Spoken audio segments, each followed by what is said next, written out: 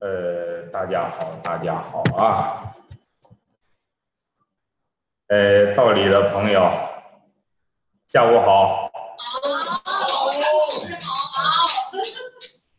好。道外的朋友，下午好。好。好，还有你们，肇东总店的朋友们，下午好。好。最近这一段时间呢，咱们各个店面相对来讲比较忙，那这个我也知道。后来呢，我跟大伙也都聊了一下，因为最近一段时期可能大伙的会议相对来讲比较多，咱们下午呢所有的节目正常进行，哪个店有时间，咱们哪个店就参加啊。那么今天呢，咱们是人少啊，来，道里店是几位朋友？啊？出去一个，5个，我看见问题。出去一个。啊，6个。老师是6个，1个。6个，好。道外店是几位朋友？5个啊。肇东总店是几位朋友？1个。5个、6个、7个，我咋算不过来多少个来着？18个是不是？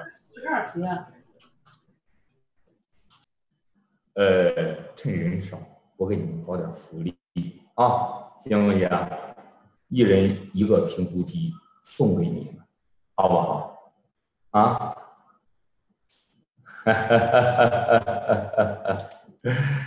这样，这道外店和道里店的朋友，我看都知道。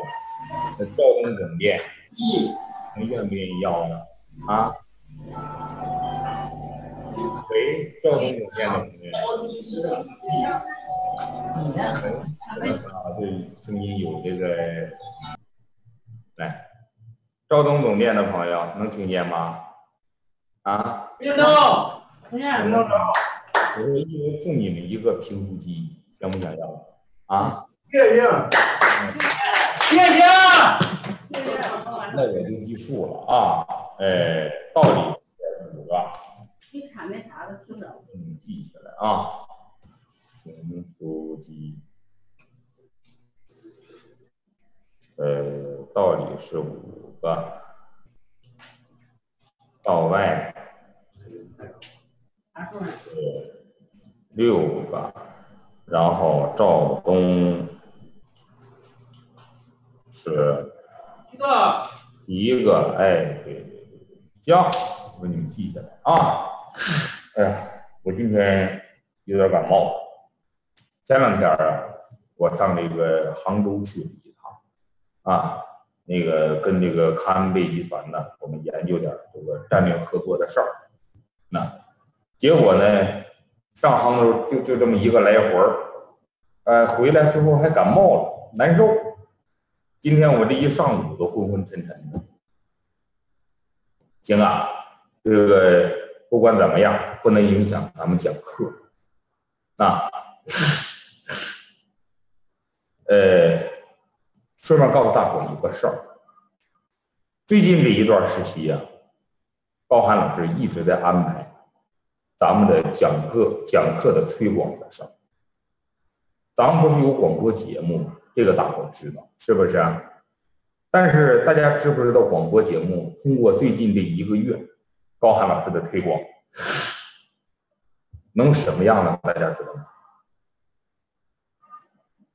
按地级市来算，已经有30-40个地级市都已经开播咱们的广播节目，连北京都有了，北京都开播了。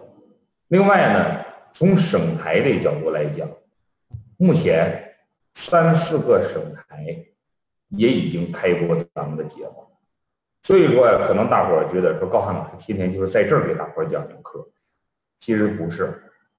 老师呢一直是做2件事，一天1个小时的广播节目，覆盖咱们目前的这些地区，然后一天呢再抽出了1个小时给大伙讲这个课。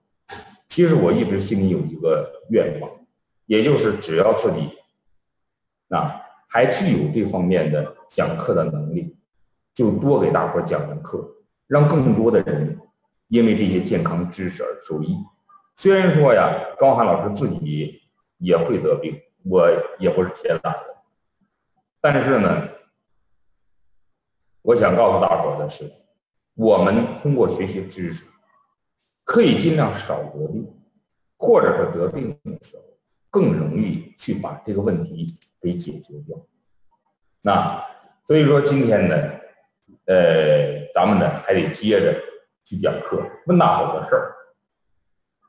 什么事儿？就是说，有一个话题我不知道给大伙讲过没讲，咳嗽，我给大伙讲过没有？5脏6腑皆令人咳啊！你们有没有听我讲？因为一天这讲知识都讲烂套了。到外边那个朋友，你们没讲过，没讲过，啊，对呀，对，讲过呼吸系统的疾病啊，那行，今天给大伙儿讲究咳嗽的事儿啊，但是讲之前我还真得跟大伙儿说个事儿，我说这个事儿是个大事儿，我差点忘了跟你们说了，我后天上新疆，那个到外店往王营这边。如果后天我上新疆，后天当天2点到3点，我肯定是在飞机。所以我对周3肯定会上不上。然后我到新疆之后，一直到周日，也可能这个时间都来不及。所以说这里边出现了一个这个矛盾的事儿，我正寻思跟你们商量，行啊，那这样吧，咱们那个节目之后，咱们私下再聊。行。然后呢，其实回新疆有公有私，一个是私事儿，因为我新疆还有个家在那边，是不是？媳妇儿子在那边，看也懂。再不懂老哥一个，他也不是那么回事儿，是吧？另外一个呢，就是实际上最近呢，我就实话跟你们说，我在做整个业务的调整。这样的，咱们今天就浪费点时间，跟大伙说点现实，行吧？到外店的这个音频我已经开开，你们说话能听得见，因为正好我看见这个王总在这边啊。我最近做什么调整，都是咱老朋友，我不满意。实际上我的课程分广播和视频这2大块。最近这一段时期，我确实是把重点的精力全放在广播上，所以说导致广播是迅猛发展。而且呢，现在看整个形势是非常的好。但是呢，咱们视频这一块，我告诉你们，为什么到现在为止我迟迟的没发展咱们的店面？王总，你知道是咋回事吗？你还不知道是不是？对，我告实话跟你们说，没事儿。我不是有这个很多秘方吗？那么这些秘方直接给大伙儿配很好用，但是有很多的秘方实际上可以把它固定下来。我现在正在申请批号，这个批号当初帮我办的人，这个厂家说2个月的时间能下来，现在基本上1个月左右，还得有1-2个月。那么一旦这个批号国家给批下来了，那咱们可以怎么办？我就可以把这些秘方生产成就是一盒一盒的秘方制品，而且是全国独一家。到那个时候咱秘方生产出来了，大约9月份左右，按我的预计，我就要在咱们的店面进行全国推。这就是我最近的一段时间说把重点精力放在广播的原因。实际上我是等着秘方生产出来，这回大伙明白了吧？但是呢，咱们这些都是老朋友，我不满意。这些秘方我答应大伙一件事，弄完之后我肯定给大伙会赠送一部。让你们去免费试用，行不行？好，谢谢。啊。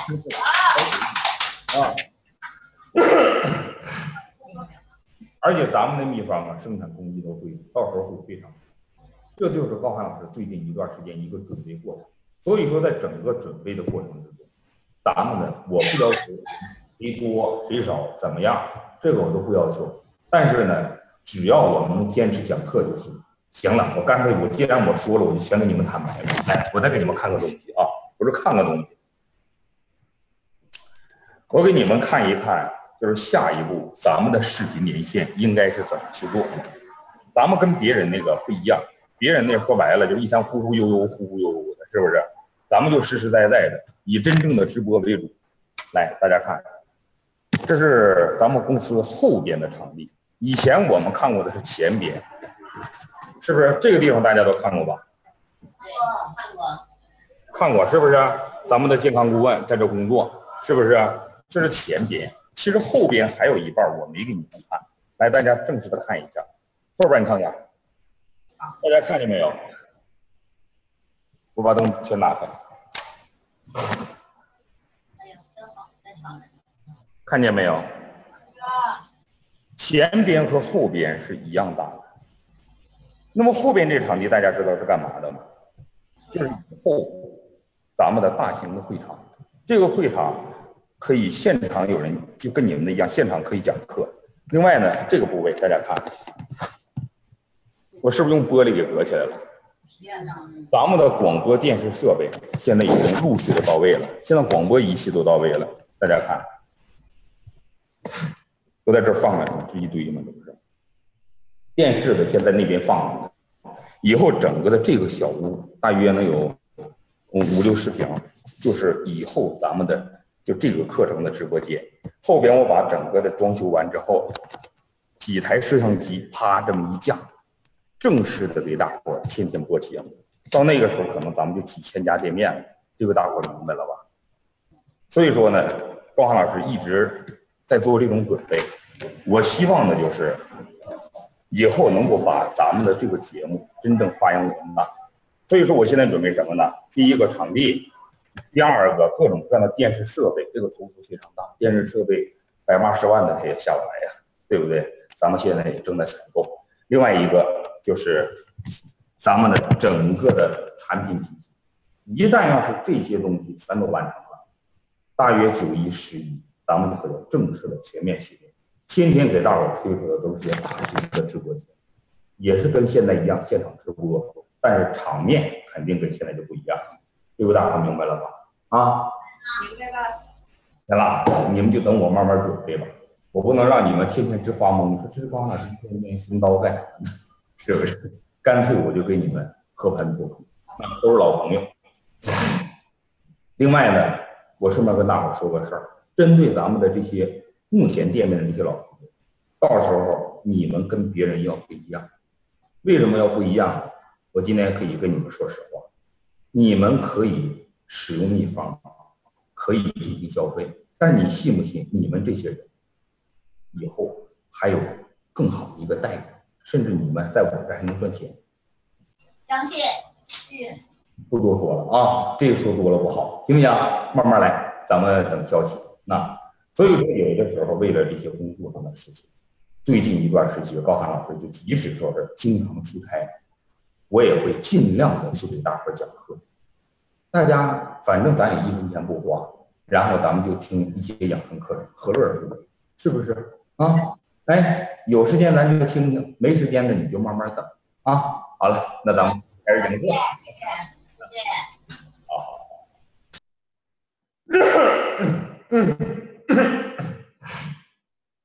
来吧，咱们正式开始讲课。那今天我跟大伙讲讲什么呢？讲讲咳嗽的事。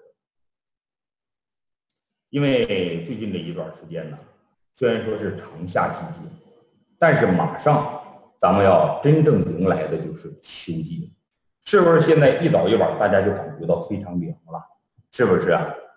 每年到秋季的时候，大家会发现，对于咱们中老年人，那咱们就经常容易产生呼吸系统疾病，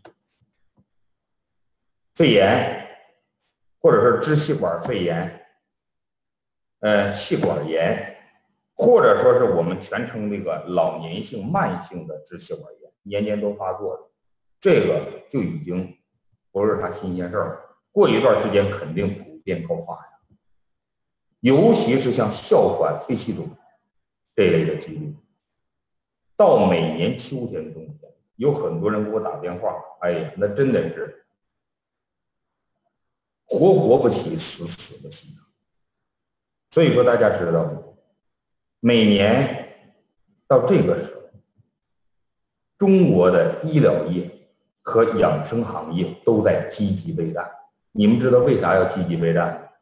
有人说是为了给大伙健康保驾护航啊，我说那就扯淡，开始准备拿小刀宰你们，因为你们到疾病的高发期了，明白了吗？老师就爱说这实话啊。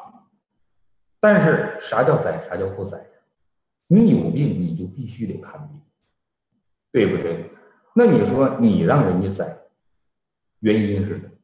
原因不还是你对于自己的健康一无所知，你自己没有保护好自己，大家说对不对？所以说你别怪别人，任何一个行业的存在都是有它存在的道理。就比如说要饭的，到现在我们也整不觉得，那为啥？它存在也有它存在的道理。那贪官存在也有贪官存在的道理，那么各个行业治假也有治假的道理，正规行业那它更有它存在的道理。就像咱们饿，说还没在家，你到人饭店吃饭，你不给人钱行吗？那也不行，对不对？所以说赚钱是天经地义的，你们为什么让那么多的医院去赚钱？让那么多卖药的去赚钱，其实它的前提就是你别怪人家，怪你自己没有保护好自己。比如说咳嗽，来各位朋友，有没有能跟我说说的咳嗽是咋回事？哪位朋友来耗耗气儿，咱俩就聊聊，跟我说说你认识的咳嗽是怎么回事？有没有？得，脚不举手了吧？懵了吧？哎，有啊，道理。来，最后那位朋友，道理啊，来，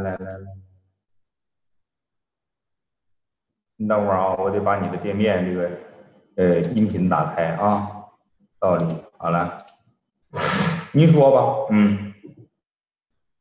哎，你好，不行，没声音，没声音，这回有了，这回有声音了，喂，你说说，喂，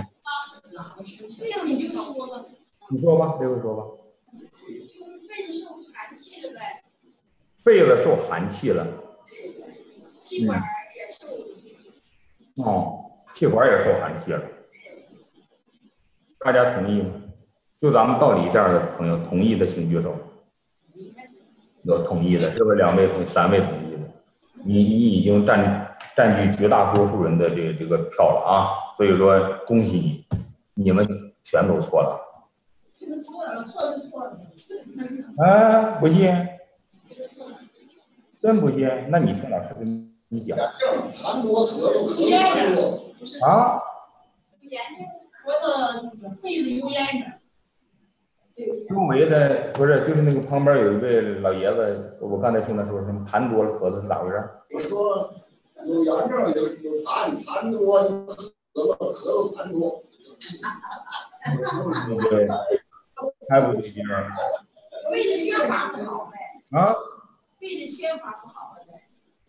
宣发又不好了呀。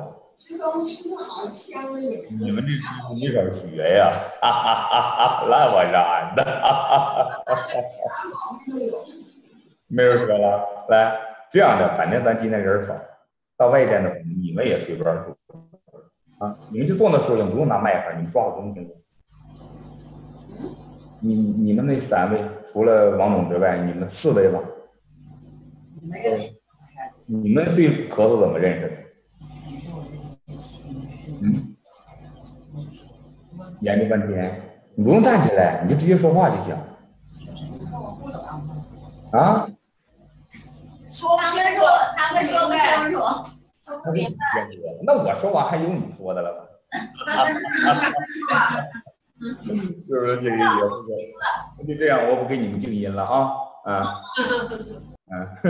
那你让我先说，你倒挺会客气的，是不是？你以前肯定当领导的，领导都说你们先说吧，说完之后他最后做总结，是不是？那我要说完之后就没你总结的了。来，赵总总结的朋友来。赵总总结。对，你们现在坐那说就行，我能听得见，你不用站起来了，不用过来。怕赵老师听不见。啊？怕听不见呢。没事，能听见，你现在我都能听得见，你说就行。还是咳嗽呗。就说咳嗽的事儿。咳嗽你怎么认识的？咳嗽怎么认识的？啊？我原来我是上呼吸道疾病。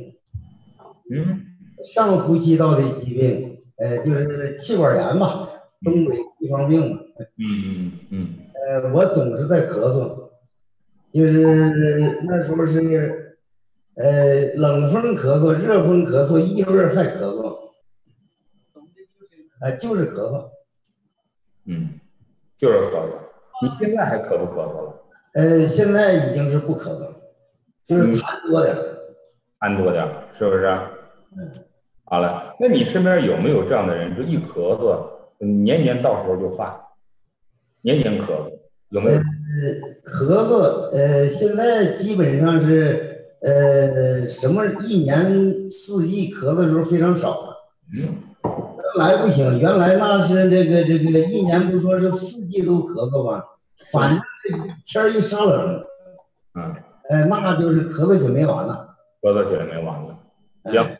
你也说过以前曾经咳嗽时间很长，多少年就是咳嗽啊。行了，那我知道了。那就这样，咱们呢下面就正式讲这咳嗽的事儿啊。谢谢。我发现个事儿，这些年你们的养生课都白听了，真白听。其实咳嗽这个事儿，任何一个老师早就应该给你们讲。其实如果要是从西医角度来讲，一说到这个咳嗽，肯定医生都认为是你的肺出问题了，是不是？大伙儿承认这个事儿吧？肺气管、支气管发炎了，所以说人才咳嗽。但是你们发现没有？有很多人咳嗽，你说发炎我就消炎呗，吃完这些消炎药、止咳药，不但没好，反而加重了。有的甚至是连续几个月，甚至成年都咳嗽。刚才咱们赵总总监这位朋友说自己也曾经经历过，是不是？那为啥明明就是肺气管和支气管的事，你对症下药了，它还不好？啥意思？有人说药劲儿不够，其实不是这么回事。我相信到现在为止，你们身边还有很多人仍然是咳嗽了好长时间治不好，是不是？有这样的情况吗？来，我告诉你们什么原因，实际上是差了。咱们得从中医角度来讲，那去分析这个咳嗽的原因。等我分析完之后，你们会发现，其实咳嗽的背后别有一番天地。为啥呢？首先咱们就说咳嗽，咳嗽是啥？这就叫咳嗽，对不对？大家同意吗？同意的请举手。今天咱们的人少，我都能看得过来。那不举手的就不同意，是不是？啊，那好了，其实谁能给我解释一下咳嗽？我得了，别解释，一解释我看又解释懵。其实可能大伙认识的是错的。刚才我那个不叫咳嗽，叫咳。咳和嗽是俩字儿，一个词儿，是不是？但是这个是错的，咳和嗽是两个词合并在一起了，所以说我们管它叫复合词。就刚才我这声音，这叫咳。所以说有声而无痰，谓之咳。就是光咳嗽，没有痰，这叫咳。那啥叫嗽呢？嗽就是这样啊。你有没有看见周围有一些老头老太太，就总感觉他的嗓子眼里有块痰，他不说话，就喘气的时候，你就感觉他一吸气一呼气，这个嗓子眼里的痰呢就呼噜噜上来了，呼噜噜下来了。哎呀，他那一喘气，那个痰在嗓子眼呼噜呼噜一动，给你听的都直恶心呢。我曾经就见过很多这样的老爷子老太太，然后呢，有的人就问他说：“大爷，你那嗓子里你明明有痰，你咋不给他吐出来呀？”他咋说？我吐不出来，但是他在嗓眼里呼噜随着气这么一喘，那总来回动，听得你都直恶心。这个东西叫什么？叫嗽。所以说有痰而无声，谓之嗽，明白了吧？但是往往啊，咳和嗽它是合并在一起发生的，所以说在这个时候，我们就把咳和嗽连在一起了。经常说，哎呀，我咳嗽了，那就是有痰有声，谓之咳嗽。这个大伙明白了吧？哎，先区分好这个词儿。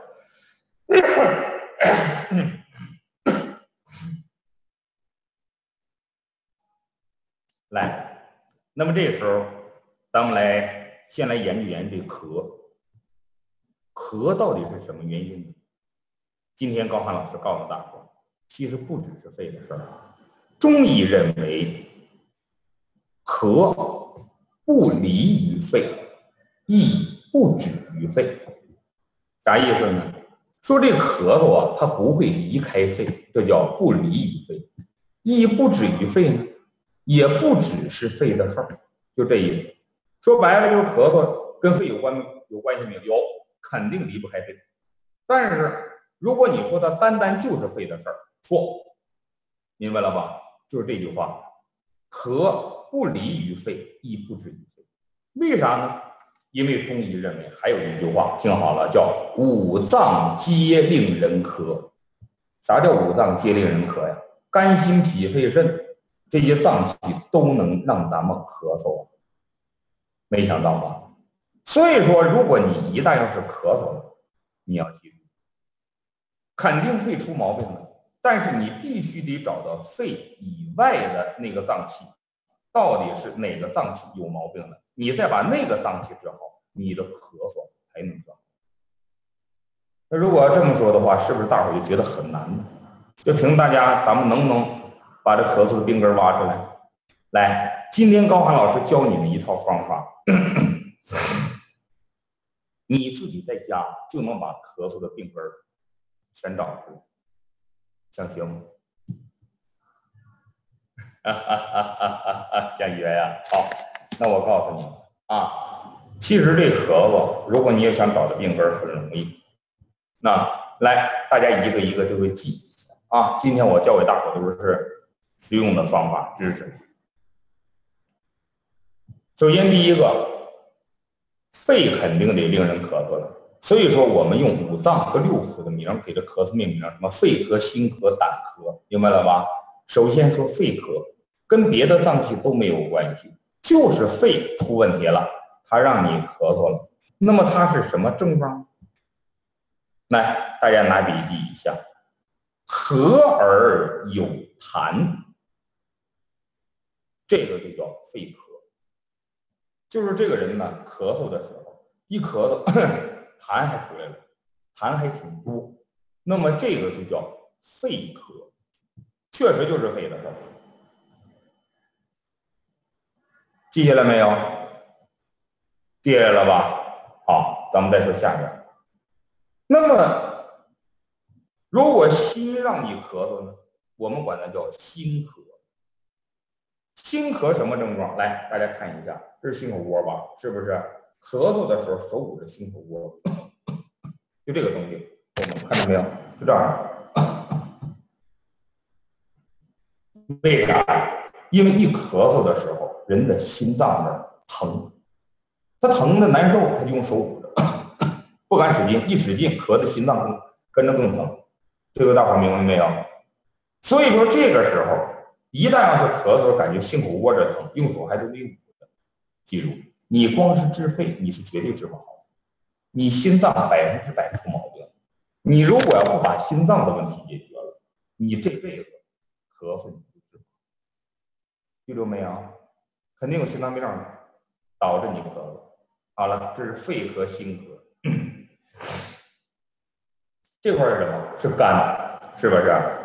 如果肝脏让我们咳嗽呢，叫干咳。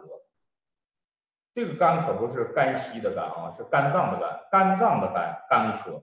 肝脏让我们咳嗽什么症状？记住，咳而右肋下疼，就这个地方一咳嗽，那么疼，捂着疼，这个就叫干咳，就说明你这个病除了肺之外，肝脏也有毛病。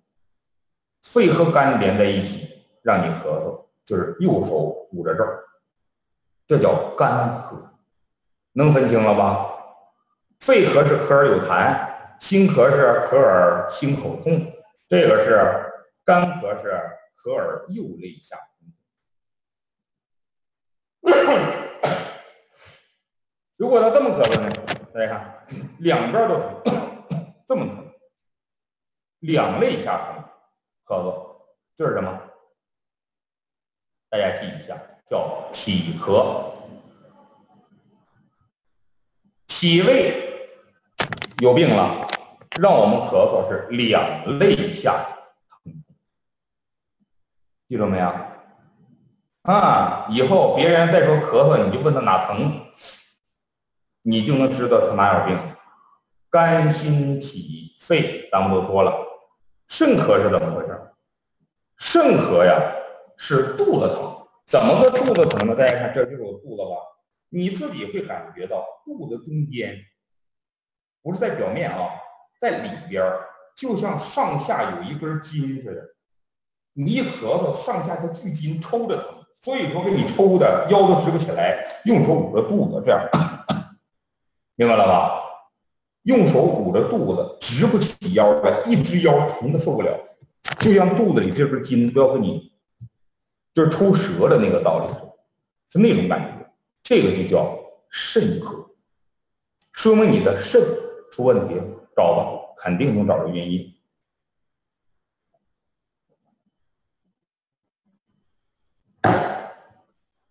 这只是怎么样？还没完呢，这才是五脏。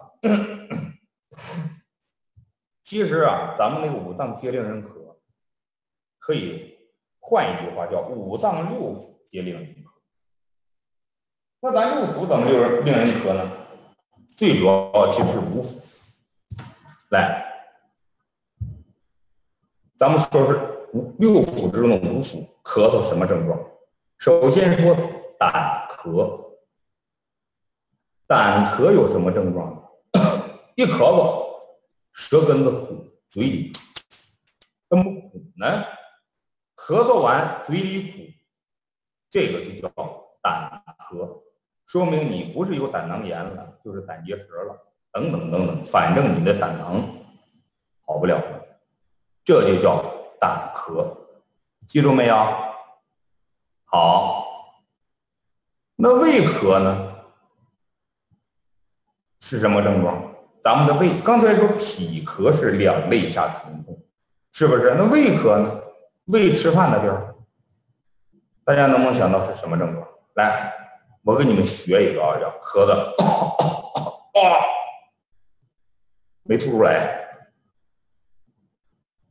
明白了吧？咳而干呕，就是咳嗽感觉啊，咳嗽吐了，但是你其实啥玩意儿你都没，完了还掉线一个，是谁家掉线了？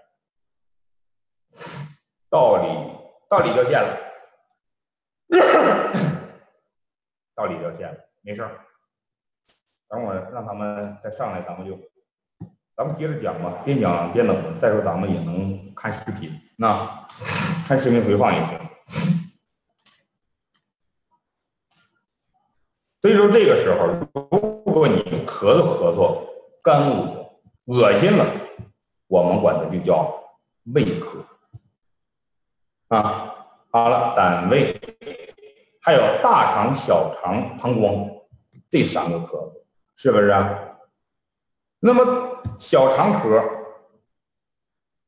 什么症状呢？来，大家记一下，叫咳而使气，听明白了吧？我告诉你是咋回事一咳嗽，下边也跟着咳嗽，叮当的，明白了吧？就是咳嗽的直放屁，上面咳嗽，下边也憋不住，当当当一个劲儿放，这个就叫小肠咳，这就说明你小肠里积热了。有没有这种人？不信以后你们问，那咳嗽千奇百怪的啊。大肠咳呢？大肠咳什么症状？来，大家记住，一咳嗽，嘣儿从裤脚掉个球出来。大家想想，裤脚能掉出什么球来？哎，你看到外店那位，那家乐的还说这样乐，一乐就乐呗，你拍大腿干啥呀？是不是？说明这个大肠咳啊，就是一咳嗽，大便它就憋不住了，憋不住之后，啪，从裤脚子就掉到粪球去了，是不是啊？哎呀，你看，学这玩意儿其实也挺有意思啊。来，那膀胱咳呢？我建议大伙儿来，这样呢，到外店你乐成那样，我得让你回答我。膀胱咳应该是啥样？你猜你能猜？喝点小酸梅水呗。啊？一喝就想酸梅水尿尿。哎，那还想上，都憋不住，一咳嗽完，裤子湿了，夹着水拧就走了，明白了吧？这个就叫膀胱咳。你看那我们都猜着了吧？是不是啊？你们太聪明了。这样呢，顺便采访你们到外店。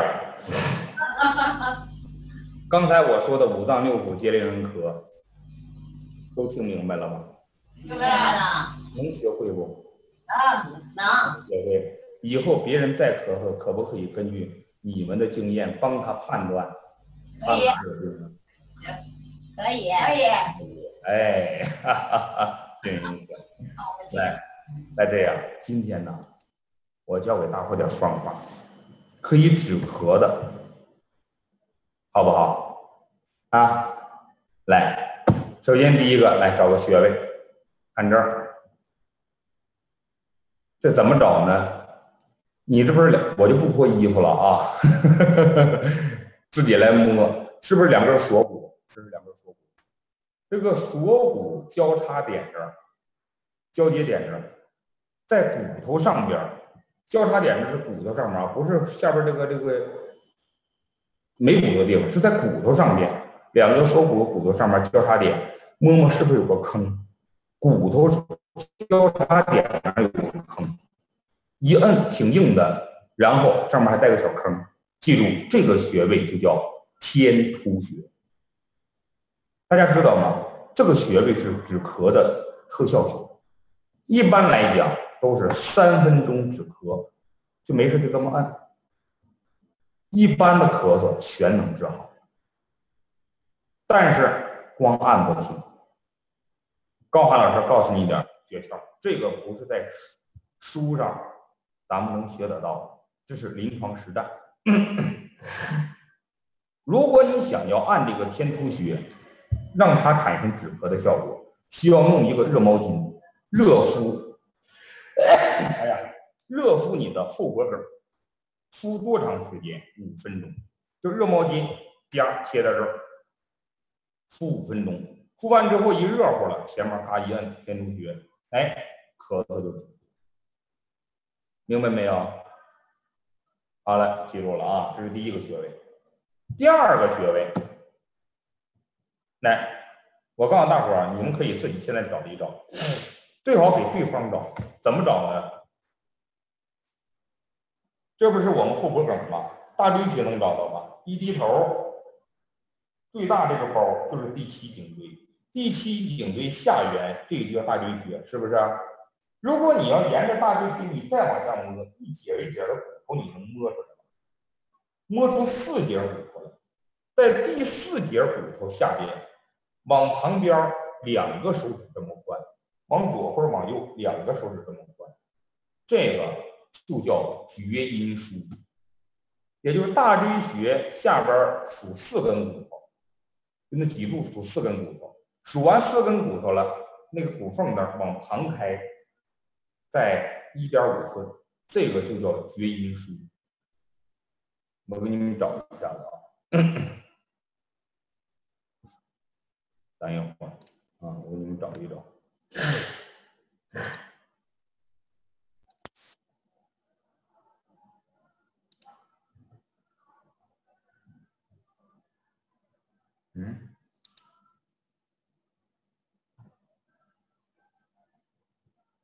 来，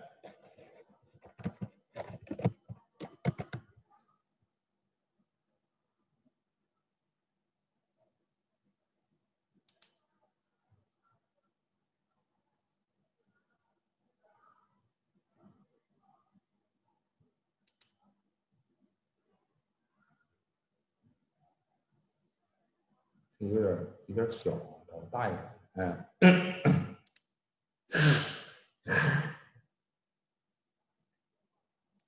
我给你找一个大点的图片啊，这个呢，哎，行，是整哪去了？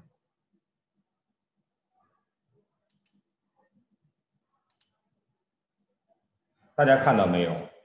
这个是中间的脊柱，你们看一下，这是中间脊柱，在中间脊柱数4个骨节，然后2侧各一个穴位，这个就叫厥阴腧，看到没有？那我再给你们找这个，啊，就点这个位置，脊柱旁开1.5寸，位于左右肩胛骨的内侧，隔着脊柱第4胸椎的2侧附近。行了，大家知道我为什么让大伙儿要找这个穴位？如果你们家有人咳嗽的非常剧烈，你找一个小擀面杖，这一小擀面杖，就把厥阴腧这个位置，咔，就这么一顶，顶到多大力气？记住，就你擀面杖这么一顶，是不是它疼啊？啊的一声就叫起来了，就它啊的一声叫起来了，那个力道正正好好，就顶住，别松劲儿，持续顶6秒钟，就6秒钟，你松开，你看它还咳不咳？不咳了。所以说厥阴腧是快速止咳6秒钟，效果非常的神奇。这个大家可以回家自己去练习找一下，行不行？位置呢就是在大椎穴往下数4个关节，在第4关节旁开1.5寸，就是2个手指这么宽，这个就叫厥阴腧。拿小擀面杖使劲顶，顶到它叫唤了，那个劲儿正好，别停，别松劲儿，连续顶6秒钟就止咳了，记住了吧？好啦，那今天咱们这咳嗽的知识给大伙就说到这儿，好不好啊？然后呢，别忘了评书机让你们店里来领来。道里5个，道外6个，赵东7个，送给你们玩去。好了，再见啊！今天讲到这儿，再见。